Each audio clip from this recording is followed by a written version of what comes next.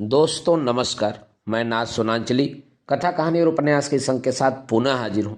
दोस्तों इस समय हम लोग सुन रहे हैं प्रेमचंद के लिखे गए उपन्यास निर्मला का वाचन। दोस्तों अब तक मैं इस उपन्यास के अध्याय 16 तक का वाचन अपने पिछले वाचन के क्रम में कर चुका हूँ। अब लीजिए सुनिए उपन्यास निर्मला के 17वें अध्याय का वाचन मेरे अर्थात नाथ सोनांचली के स्वर में। चिंता में नींद कब आती है। निर्मला चारपाई पर पड़ी करवटें बदल रही थी। कितना चाहती थी कि नींद आ जाए, पर नींद ने न आने की कसम सी खा ली थी। चिराग बुझा दिया था, खिड़की के दरवाजे खोल दिए थे, टिक टिक करने वाली घड़ी भी दूसरे कमरे में रख आई, पर नींद का नाम न था। जितनी बातें सोचनी थी सब सोच चुकी। चिंताओं का भी अंत हो गया, पर पलकें न झपकी। तब उसने फिर लैंप जलाया और एक पुस्तक पढ़ने लगी। 2 ही 4 पृष्ठ पढ़े होंगे कि झपकी आ गई, किताब खुली रह गई। सहसा जियाराम ने कमरे में कदम रखा। उसके पांव थर थर कांप रहे थे।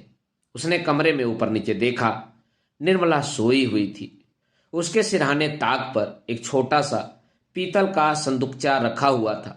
जियाराम दबे पांव गया, धीरे से संदूकचा उतारा और बड़ी तेजी से कमरे के बाहर निकला। उसी वक्त निर्मला की आंखें खुल गईं। चौंक कर उठ खड़ी हुई। द्वार पर आकर देखा, कलेजा धक से हो गया। क्या यह जियाराम है?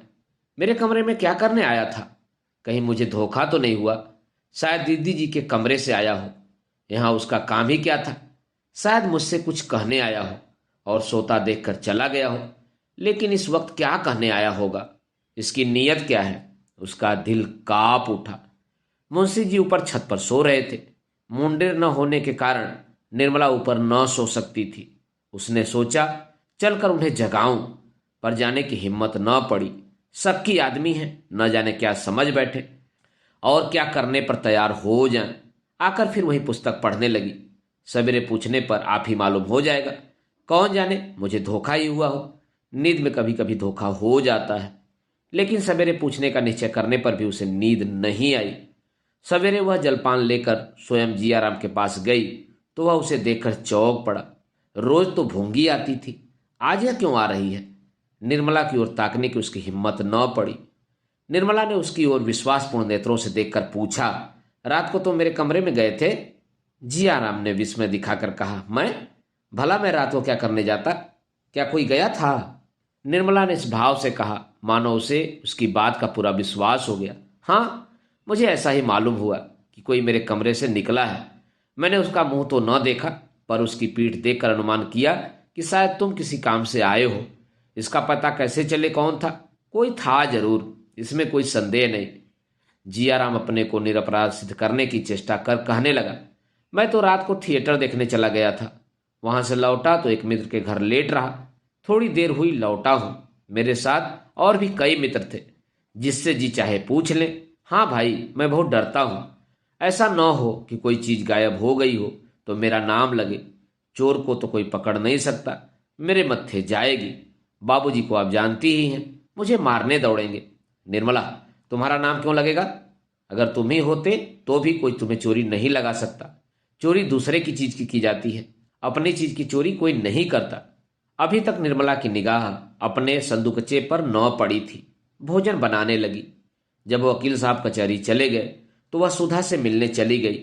इधर कई दिनों से मुलाकात न हुई थी, फिर रात वाली घटना पर विचार परिवर्तन भी करना था। भोंगी से कहा, कमरे में से गहनों का बॉक्स उठा ला। भोंगी ने लौट कर कहा, वहां तो कोई संदूक नहीं है, कहाँ रखा था? निर्मला ने चिढ़कर कहा, एक बार में तो तेरा काम ही कभी नहीं होता, वहां छोड़कर और कहाँ जाएगा? अलमारी में देखा था? भोंगी, नहीं बहूजी, अलमारी में तो नहीं देखा। झूठ क्यों बोलूं? निर्मला मुस्कुरा पड़ी, बोली, जा देख जल्दी आ। एक क्षण में भूंगी फिर वापस हाथ लौट आई। अलमारी में भी तो नहीं है, अब जहां बताओ वहां देखो। निर्मला झुझलाकर यह कहती हुई उठ खड़ी हुई, तुझे ईश्वर ने आंखें ही न जाने किस लिए दी हैं, देख उसी कमरे में से लाती हूं कि नहीं। भोंगी भी पीछे पीछे कमरे में गई। निर्मला ने ताक पर निगाह डाली, अलमारी खोल कर देखी, चारपाई के नीचे झांक कर देखा, फिर कपड़ों का बड़ा संदूक खोल कर देखा। बक्सा का कहीं पता नहीं। आश्चर्य हुआ, आखिर बॉक्स गया कहाँ? सहसा रात वाली घटना बिजली की भांति उसकी आंखों के सामने चमक गई। कलेजा उछल पड़ा। अब तक निश्चित होकर खोज रही थी, अब ताप सी चढ़ आई। बड़ी उतावली से चारों ओर खोजने लगी, कहीं पता नहीं। जहां खोजना चाहिए था वहां भी खोजा, और जहां नहीं खोजना चाहिए था वहां भी खोजा। इतना बड़ा संदूकचा बिछावन के नीचे कैसे छिप जाता? पर बिछावन भी झाड़ कर देखा। क्षण क्षण मुख की कांति मलिन होती जाती थी, प्राण नहों में समाते जाते थे। अंत में निराश होकर उसने छाती पर एक घूंसा मारा और रोने लगी। गहने ही स्त्री की संपत्ति होते हैं, पति की और किसी संपत्ति पर उसका अधिकार नहीं होता। इन्हीं का उसे बल और गर्व होता है। निर्मला के पास 5-6 हजार के गहने थे। जब उन्हें पहनकर वह निकलती थी तो उतनी देर के लिए उल्लास से उसका हृदय खिला रहता था। एक एक गहना मानो विपत्ति और बाधा से बचाने के लिए एक एक ब्रह्मास्त्र था। अभी रात ही उसने सोचा था, जियाराम की लौंडी बनकर वह न रहेगी। ईश्वर न करे वह किसी के सामने हाथ फैलाए। इस खेवे से वह अपनी नाव को भी पार लगा देगी और अपनी बच्ची को भी किसी न किसी घाट पहुंचा देगी। उसे किस बात की चिंता है? इन्हें तो कोई उससे छीन न लेगा। आज ये मेरे श्रृंगार हैं, कल को ये मेरे आधार हो जाएंगे। इस विचार से उसके हृदय को कितनी सांत्वना मिली थी। वही संपत्ति आज उसके हाथ से निकल गई। अब वह निराधार थी। संसार में उसे कोई अवलंब न था, कोई सहारा न था। उसकी आशाओं का आधार जड़ से कट गया। वह फूट फूट कर रोने लगी। ईश्वर, तुमसे इतना भी न देखा गया। मुझ दुखिया को तुमने यूं ही अपंग बना दिया। अब आंखें भी फोड़ दी। अब वह किसके सामने हाथ फैलाएगी, किसके द्वार पर भीख मांगेगी? पसीने से उसकी देह भीग गई। रोते रोते आंखें सूज गईं। निर्मला सिर नीचा किए रो रही थी। रुक्मणी उसे धीरज दिला रही थी, लेकिन उसके आंसू न थमते थे। शोक की ज्वाला कम न होती थी। 3 बजे जियाराम स्कूल से लौटा। निर्मला उसके आने की खबर पाकर विक्षिप्त की भांति उठी और उसके कमरे के द्वार पर बोली, भैया, दिल्लगी की हो तो दे दो, दुखिया को सताकर क्या पाओगे? जियाराम एक क्षण के लिए कातर हो उठा। चोर कला में उसका यह पहला ही प्रयास था। वह कठोरता जिसे हिंसा में मनोरंजन होता है, अभी तक उसे प्राप्त न हुई थी। यदि उसके पास संदूकचा होता और उसे फिर इतना मौका मिलता कि उसे उसी ताक पर रख आवे, तो कदाचित वह उस मौके को न छोड़ता। लेकिन संदूकचा उसके हाथ से निकल चुका था। यारों ने उसे सराफे में पहुंचा दिया था और औने पौने बेच भी डाला था। चोरी की झूठ के सिवा और कौन रक्षा कर सकता है? बोला, भला अम्मा जी, मैं आपसे ऐसी दिल्लगी करूंगा? आप अभी तक मुझ पर शक करती जा रही हैं। मैं कह चुका कि मैं रात को घर पर न था, लेकिन आपको यकीन ही नहीं आता। बड़े दुख की बात है कि आप मुझे इतना नीच समझती हैं। निर्मला ने आंसू पोंछते हुए कहा, मैं तुम्हारे ऊपर शक नहीं करती भैया, तुम्हें चोरी नहीं लगाती। मैंने समझा शायद दिल्लगी की हो। जियाराम पर वह चोरी का संदेह कैसे कर सकती थी? दुनिया यही तो कहेगी कि लड़के की मां मर गई है तो उस पर चोरी का इल्जाम लगाया जा रहा है। मेरे मुंह में तो कालिक लगेगी। जियाराम ने आश्वासन देते हुए कहा, चलिए मैं तो देखूं, आखिर ले कौन गया, चोर आया किस रास्ते से? भोंगी, भैया, तुम भी चोरों के आने को कहते हो? चूहे के बिल से तो निकल ही आते हैं। यहाँ तो चारों ओर खिड़कियां ही हैं। जियाराम, खूब अच्छी तरह तलाश कर लिया है? सारा घर तो छान मारा, अब कहाँ खोजने को कहते हो? जियाराम, आप लोग सो भी तो जाती हैं मुर्दों से बाजी लगाकर। 4 बजे मुंशी जी घर में आए तो निर्मला की दशा देखकर पूछा, कैसी तबीयत है, कहीं दर्द तो नहीं है? यह कहकर उन्होंने आशा को गोद में उठा लिया। निर्मला कोई जवाब तो न दे सकी, फिर रोने लगी। भोंगी ने कहा, ऐसा कभी नहीं हुआ था। मेरी सारी उम्र इसी घर में कट गई, आज तक एक पैसे की चोरी नहीं हुई। दुनिया यही कहेगी कि भोंगी का काम है। अब तो भगवान ही पद पानी रखें। मुंशी जी अचकन के बटन खोल रहे थे, फिर बटन बंद करते हुए बोले, क्या हुआ, क्या कोई चीज चोरी हो गई? भोंगी, बहू जी के सारे गहने चोरी हो गए। मुंशी जी, रखे कहाँ थे? निर्मला ने सिसकियां लेते हुए रात की सारी घटना बयान कर दी, पर जैयाराम की सूरत के आदमी को अपने कमरे में निकलने की बात न कही। मुंशी जी ने ठंडी सांस भर कर कहा, ईश्वर भी बड़ा अन्यायी है, जो मरे हैं उन्हीं को मारता है। मालूम होता है और दिन आ गए हैं, मगर चोर आया तो आया किधर से? कहीं सेध नहीं पड़ी और किसी तरफ से आने का रास्ता नहीं। मैंने तो कोई ऐसा पाप भी न किया था जिसकी मुझे यह सजा मिल रही हो। बार बार कहता रहा, गहने का संदूकचा ताक पर मत रखो, लेकिन मेरी सुनता कौन है? निर्मला, मैं क्या जानती थी कि यह गजब टूट पड़ेगा। मुंशी जी, इतना तो जानती थी कि सब दिन बराबर नहीं जाते।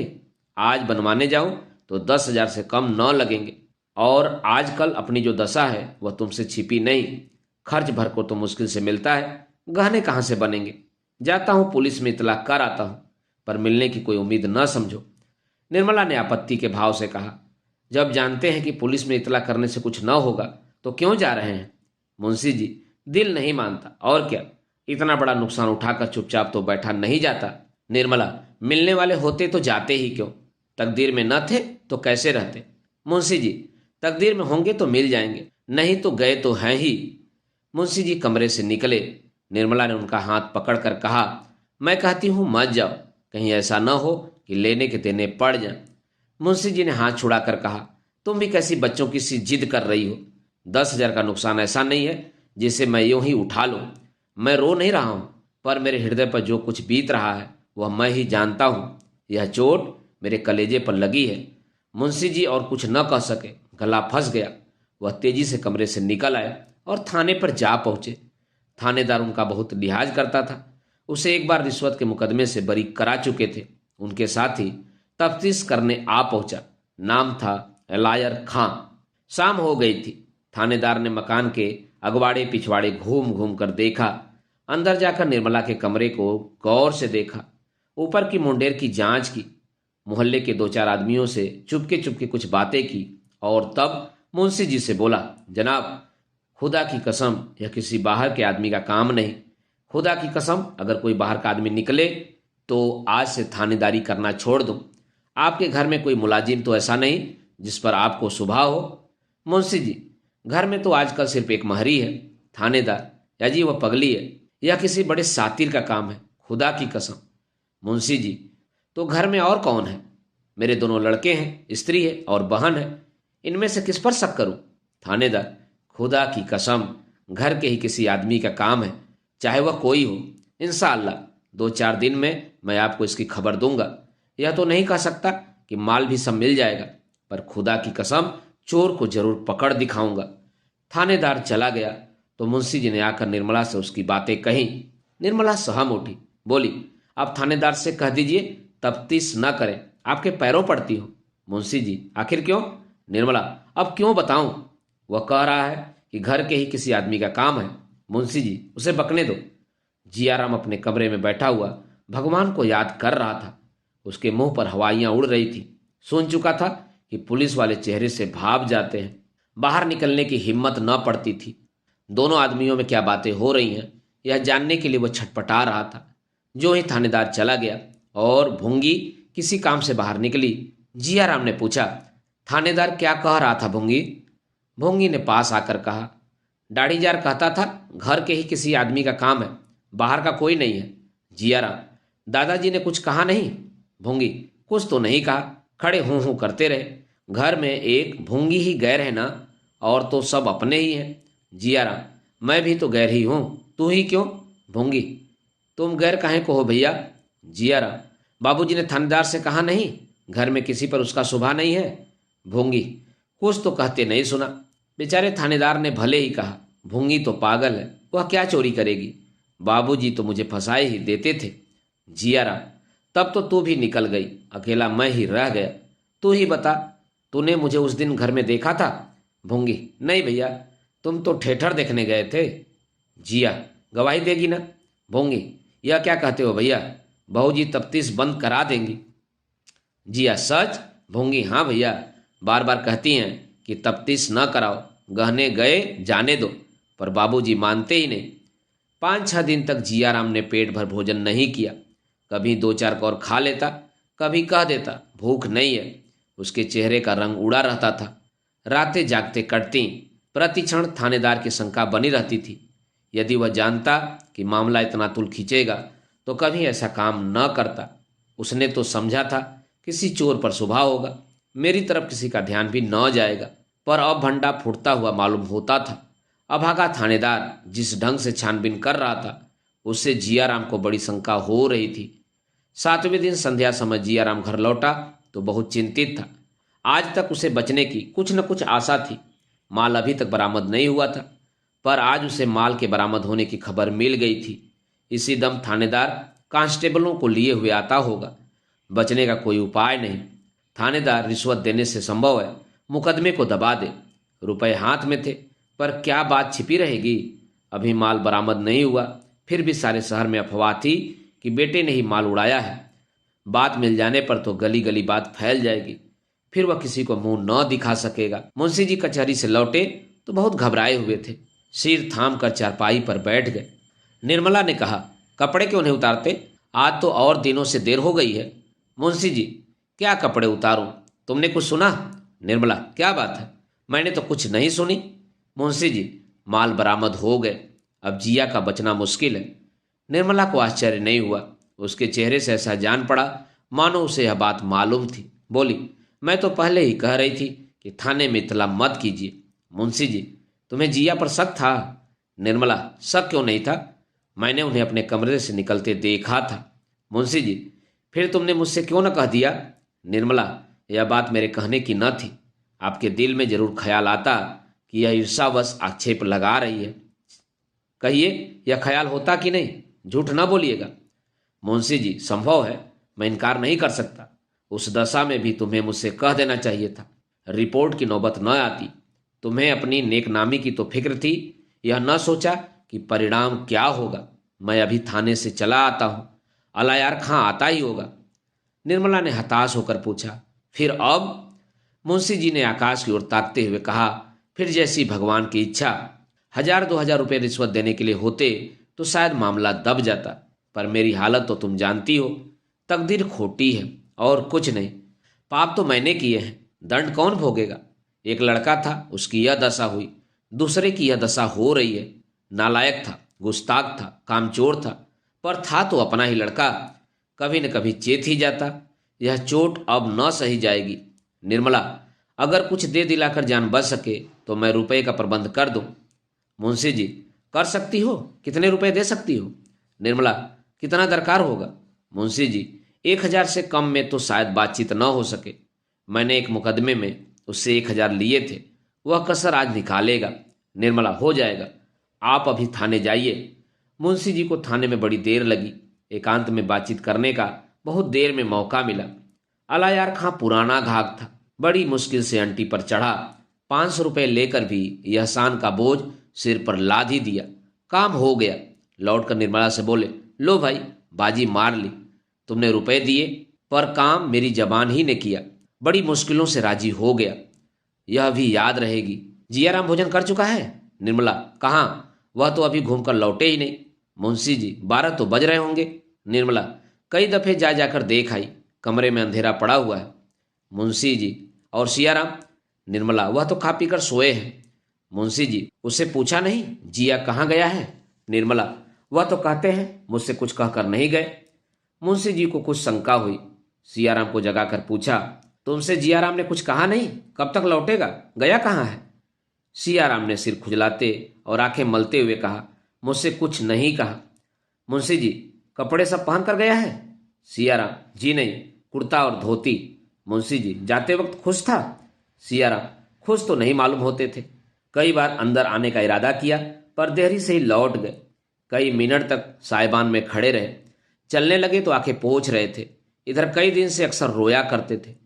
मुंशी जी ने ऐसी ठंडी सांस ली मानो जीवन में अब कुछ नहीं रहा, और निर्मला से बोले, तुमने किया तो अपने समझ से भले ही के लिए, पर कोई शत्रु भी मुझ पर इतना कठोर आघात न कर सकता था। जियाराम सच कहता था कि विवाह करना ही मेरे जीवन की सबसे बड़ी भूल थी। और किसी समय ऐसे कठोर शब्द सुनकर निर्मला तिलमिला जाती, पर इस समय वह स्वयं अपनी भूल पर पछता रही थी। अगर जियाराम की माता होती तो क्या वह यह संकोच करती? कदापि नहीं। बोली, जरा डॉक्टर साहब के यहाँ क्यों नहीं चले जाते? शायद वहाँ बैठे हो। कई लड़के रोज आते हैं, उनसे पूछिए, शायद कुछ पता चल जाए। फूक फूक कर चलने पर भी अपयश लग ही गया। मुंशी जी ने मानो खुली हुई खिड़की से कहा, हाँ जाता हूं, और क्या करूंगा। मुंशी जी बाहर आए तो देखा डॉक्टर सिन्हा खड़े हैं। चौंक कर पूछा, क्या आप देर से खड़े हैं? डॉक्टर, जी नहीं, अभी आया हूं। आप इस वक्त कहाँ जा रहे हैं? 12:30 हो गए हैं। मुंशी जी, आप ही की तरफ आ रहा था। जियाराम अभी तक घूमकर नहीं आया? आपकी तरफ तो नहीं गया था? डॉक्टर सिन्हा ने मुंशी जी के दोनों हाथ पकड़ लिए और इतना कह पाए थे, भाई साहब अब धैर्य से काम लीजिए, कि मुंशी जी गोली खाए हुए मनुष्य की भांति जमीन पर गिर पड़े। दोस्तों, अभी आप सुन रहे थे उपन्यास निर्मला के 17वें अध्याय का वाचन मेरे अर्थात ना सुनांचली के स्वर में। दोस्तों, इस उपन्यास के आगे के भागों का वाचन आप मेरे वाचन के अगले क्रम में सुन सकते हैं। तो जुड़े रहिए कथा कहानी और उपन्यास के साथ। धन्यवाद। नमस्कार।